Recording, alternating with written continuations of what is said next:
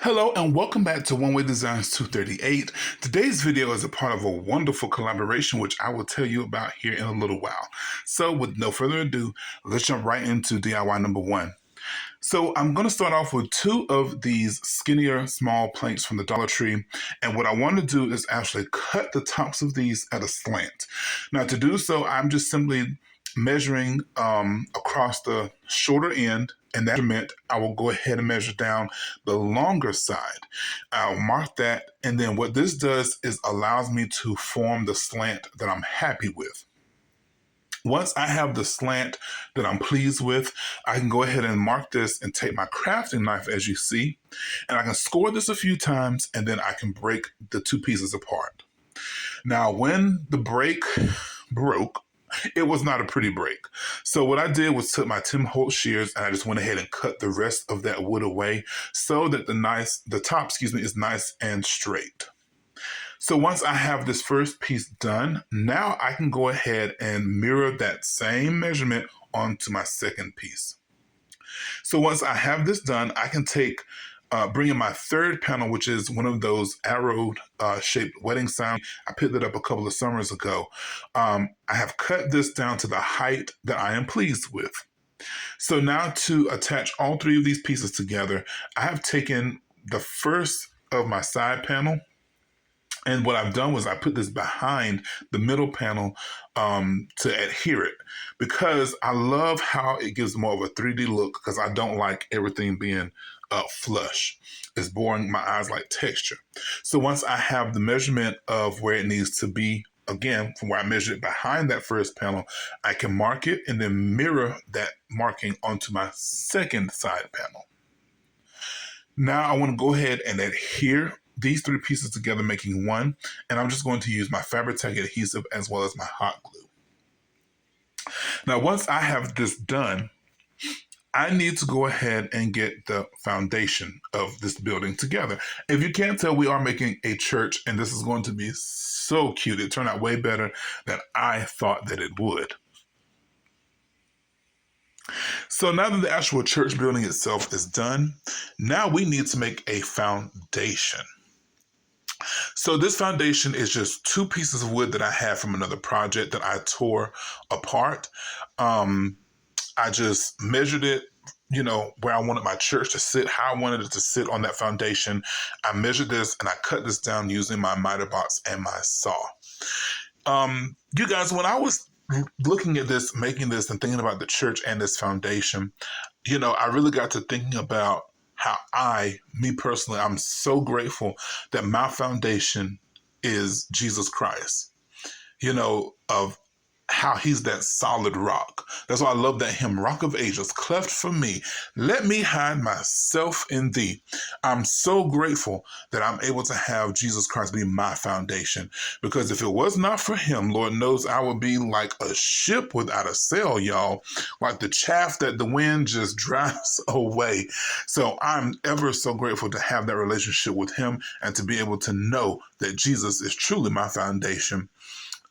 So anyway, I get happy when I talk about Jesus, y'all. But moving on, now that I have my foundation for this church built now or made, now I can go ahead and remove the excess glue from where I have glued the two pieces together.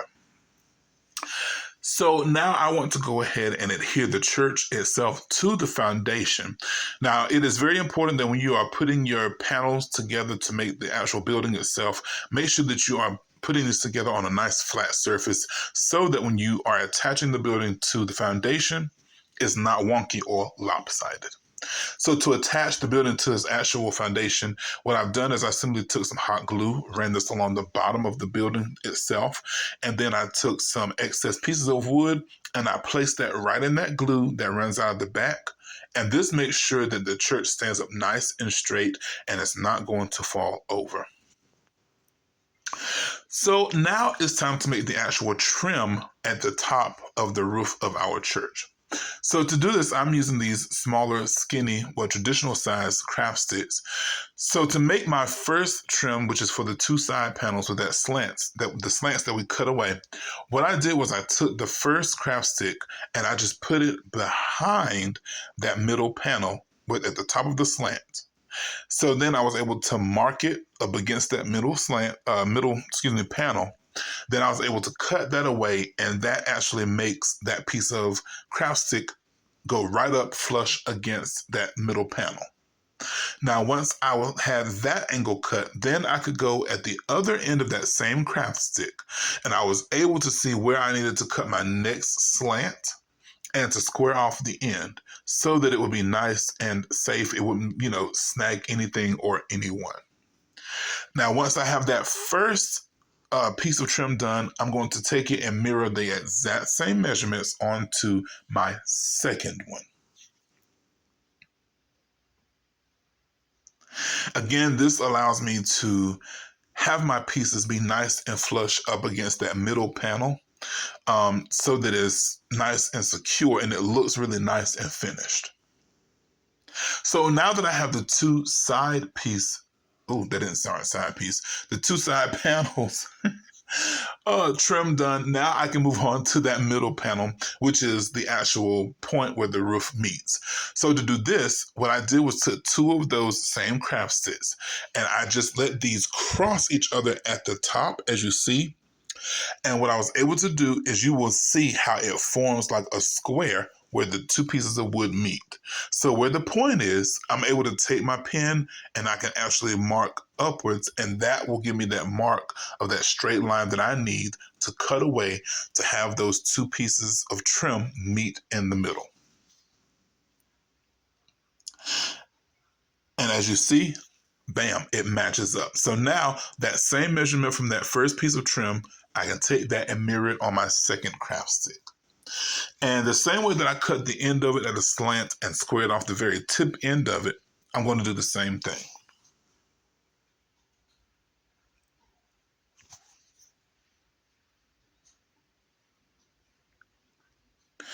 So you guys, this project was really a pleasure to make.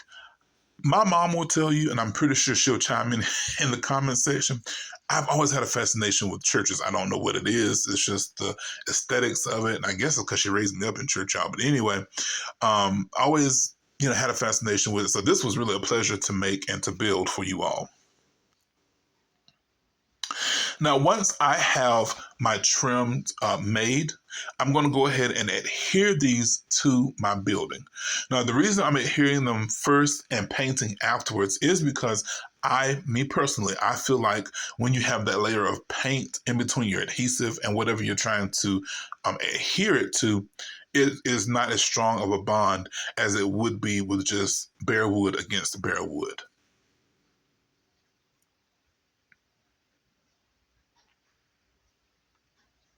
And again, to attach these to the trim to the building itself, I'm going to go ahead and use my hot glue and Fabri-Tac adhesive because I really don't want these to go anywhere.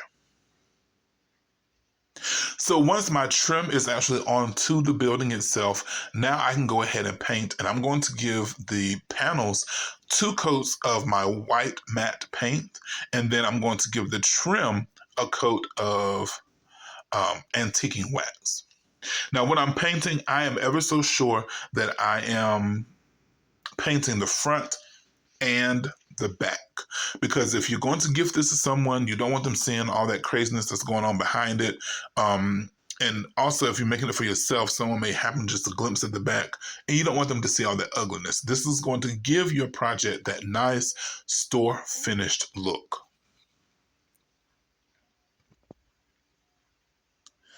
So now that my building has been painted, my church is painted, my trim is painted, now it's time to add my door and my windows. So for my windows, I'm just simply going to use these medium-sized craft sticks. And with these craft sticks, I'm actually going to use the rounded end to be the top of my window. So I just have to decide where I'm going to go ahead and cut this off for the height of my windows. For the doors, I'm just simply going to use a thicker, with the largest craft stick. Those are from Walmart.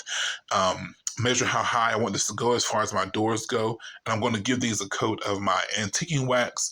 And then I will just glue these into place, again, with my Fabri-Tac and my hot glue. I really wish I could give you all the measurements for this project, but this is one of those projects where it's just going to be completely up to how you like it, how large you like the building to be, how small you want it to be. Do you want trim? Do you not want trim? You can paint the trim on. It's totally up to you. So as always, take this and truly make it your own. So what I wound up doing, you'll see in the final reveal, and I couldn't put everything into these clips because I was running out of space on my phone, which I absolutely hate. But anyway, so what I have done with that foundation is I just simply, where the two pieces of wood meet, I just used some farmhouse ribbon and ran that around the entire foundation, and that closed that up. And then I also set it onto the actual building itself, onto a whole nother foundation, and I added a cross to it. But you'll see that in the final reveal. So to make this more of the woodland feel, because this is a woodland collaboration, y'all, what I did was use some faux branches, and mine just happened to be cedar, and I'm just cutting little pieces of this off, and I'm going to put them underneath my windows, and I'm going to add some of these miniature red berries, and this is really going to bring out that holiday feel. But also in the final reveal, you will see that I made a little miniature wreath to go at the top of this building. So I can't wait for you guys to see how this came out, because again, I am super hyped with just how nice this came out, y'all. I feel like I could gift this to someone or sell it because it just came out that nice. That's what happens when you take your time with your measurements and, you know, mirroring everything that you've done.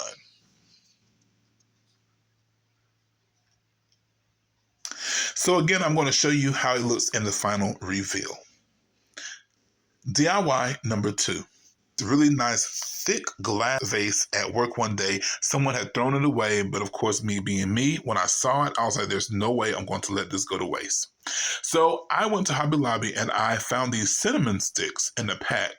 And what I'm going to do is actually glue these around the base of this glass vase. So the formation, I started at 12 and at 6. Then I went from 4 to 8. Yeah, that's right. Y'all know what I mean, like a cross. Anyway, so once I have those 4 points glued with those cinnamon sticks, now I'm going to go ahead and start filling it in around the rest of the vase. I did use hot glue because I want to be able to take this apart and use it for something else. If you want it, again, to be permanent, of course, you can use your stronger adhesives and incorporate it with your hot glue. So today's video is a part of a Woodland holiday collaboration with myself, my dear friend Barbara from Country Lily DIY Decor, Audia from DIY with Audia, Brenda from Rustic and Lace DIY, Jenny from Lovely Moments Creating, and Nadia from DIY with Nadia. You guys, when I tell you, I feel like this is a top dog playlist. Y'all, I can't wait to see what everybody else has made and created. So the playlist will be down in my description box or in my comment section. Please make sure that you go and see these ladies. I'm head over the moon excited about this collaboration. So back to my DIY. I have these pine branches that I picked up from the Dollar Tree. And what I have done is just simply I cut away some of those thistles. I'm going to call them thistles, needles. That's right, pine needles from the back of these so that it gives me a nice, more of a flush surface to put up against that glass. And I'm just going to go in between my cinnamon sticks. And I love how the cinnamon sticks and the greenery really do play off of each other. So now I want to make a stand. So to make a stand, I'm going to bring in this wooden spherical disc from the Dollar Tree. Every time I see these, y'all, I buy all of them. Anyway, so I have this this metal ribbon from the Dollar Tree. Again, you can also find this at Hobby Lobby. And what I want to do is take a dab of hot glue, and this is just going to help me to start off attaching this ribbon to the wood. So what I'm doing is I'm just going to take my flat metal thumbtacks, and I'm just going to take these. I'm going to go every two holes, and then I'll put a thumbtack there. And I do have to use a hammer, but what this does is it will secure that metal ribbon to the wooden sphere, but will also give more of a decorative element to this as well.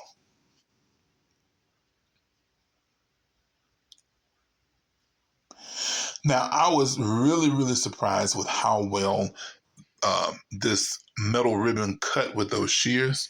It really cut like butter, y'all. Just wham bam, and it was done. So once I have my trim going all the way around this wooden sphere, I need to make another actual stand for this to go on top of. And what I chose was this glass piece that I found at a thrift store for like, I think it was 25 cents. So what I'm going to do is use my hot glue again. I'm going to run this along the bottom of this pedestal. Then I will actually just eyeball this in the middle and place it there. And then I'm going to actually adhere the top piece, not top piece, the glass piece with the cinnamon sticks and the pine branches onto the top of this with some hot glue. Now, what I did was I ran also some peppermint looking ribbon around the middle of this, and you'll see it in the final reveal. I'm so happy with how this turned out. So now for DIY number 3, I have 2 of these wooden plaques that I picked up from the Dollar Tree, and I'm going to go ahead and give these both a nice coat of my antiquing wax. I'm going to focus again on getting into those grooves. It does not have to be perfect because this is a woodland theme, more of a rustic themed collaboration. So once I have this antiquing wax rubbed into my wood, what I want to do now is bring in some of my ivory chalk paint, and I'm just going to really dry brush this just to give a little bit of distressing, because the piece that I'm going to put on top of it, which you'll see in just a moment, is also going to be in that brown family, and I didn't want it to just swallow it all up. Now with the dry brushing, of course, I always make sure that I hit the edges of my wood.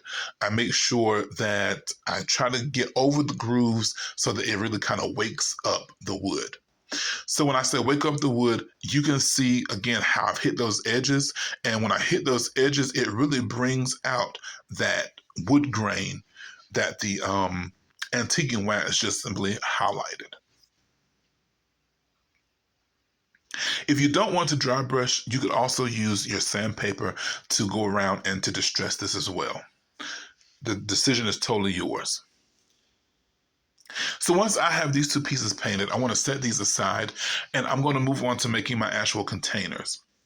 These are the containers from my laundry beads. I'm not going to say a name brand because I'm not trying to get nobody no free commercial up in here, y'all. So what I'm gonna do is I just simply took another round container, and this is gonna make the mouth of the top of this container bigger so that I can put my greenery and my floral in it. So what I did was I just simply measured around the top of it with a marker, and what I'm gonna do is bring in my hot tool, so my hot knife, and this is what's gonna help me to get the top portion of this cut out, because this was actually some really thick plastic, y'all. I was really quite surprised. So when you are using your hot tool, please be sure that you are in a well-ventilated area. The fumes from the burning plastic can be very detrimental to your health. They can make your eyes run in water. They can make your throat act crazy. So please do this in a well-ventilated area. And when you are handling your hot knife, as with any hot tool, please be careful, because I promise you, one slip of the hand, and if this hot tool hits your leg or your arm, that's not a pretty sight. And a bit if it hits your carpet or something, and it can start a fire, and we don't want that to happen. So please be careful. So now that I have the tops of these cut off, I'm not going to throw away the tops. Now I'm going to in turn use these tops as a pedestal for the bottom of these containers. And I'm just going to use my hot glue, and I'm just going to take my leveler tool to make sure that this is nice and straight. And I'm going to do this to both of these containers. Once I have both of these containers with the pedestal on the bottom, now I'm going to use some of this rope from the Dollar Tree. Now, I have also heard that you can order rope from, what is it, Amazon.com, probably Temu too, but I don't know. But you can order in bulk, and it'll come out getting a better bang for your buck. But I don't use rope as often, so I'm perfectly fine with getting it from the Dollar Tree. Now, in the video, you'll see me starting at the bottom, going to the top. I should not have done that. Start at the top and then work your way down to the bottom. So with me starting again, you see me doing it, but don't do as I did. Do as I'm telling you. Start from the top and work your way around down to the bottom.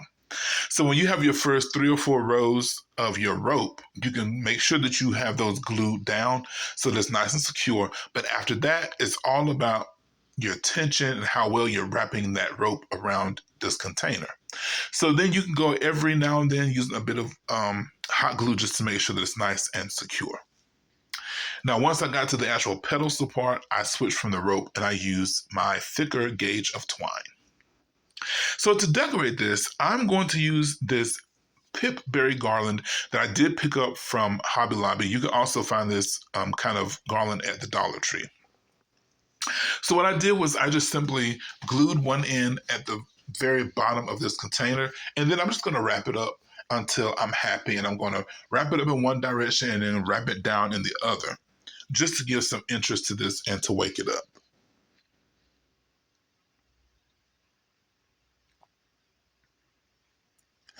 So again, with this, you could take this and totally make it whatever color, whatever theme that you would like for it to be.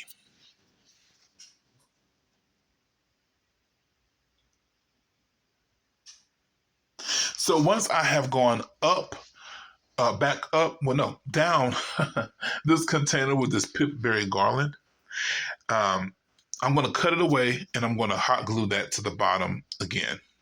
So now to decorate this, what I want to do is take some of this bush that I found from Hobby Lobby maybe a year or two ago.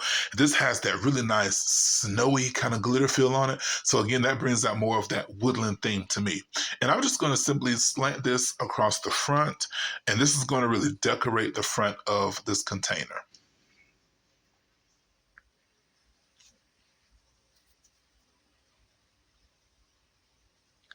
Now, if you wanted to do something like this for everyday use, you don't have to use the pipberry garland and you don't have to use pine branches. You can use everyday greenery, lamb's ear, boxwood, eucalyptus. The choice is completely up to you and it's all yours. So once I have everything into place, and see, I was eyeballing where I wanted everything to be. I just took my hot glue and I began to tack everything down. And I must say, again, I was impressed with how this turned out because, yeah, look at those two pieces together. That looks totally store finished, like something you would buy out of the store. So now I want to show you how all 3 of these projects have turned out. You guys, that church came out so cute. All I did again was added some feet to the bottom of the original foundation, and I just set this on top of another piece of wood and added some more greenery for decoration. My 2 rope vases or woodland vases, I just simply filled this up with some pine branches, pine cones, cedar branches, and I just love how those look. Now for my cinnamon stick candle holder. Again, I just took some of that peppermint themed ribbon with that frosty looking glitter on the outside of it and wrapped that around it. And I put a floating candle in it. You guys, I am so glad that you joined me on today. I absolutely love how these projects turned out. I'm so glad that I was able to be a part of this wonderful collaboration. Please make sure that you not only subscribe to me, you comment on my video, give me a thumbs up, all that good stuff, because that does help YouTube notice me a little bit better. Also, go to the playlist, which I will have down in the description box below. And make sure that you watch everybody else's videos as well, because I'm telling you, you will not be disappointed. Well, as always, my prayer for you is that you continue to stay blessed and you continue to stay healthy. Until the next time, be richly blessed in that matchless name of Jesus Christ. Bye-bye.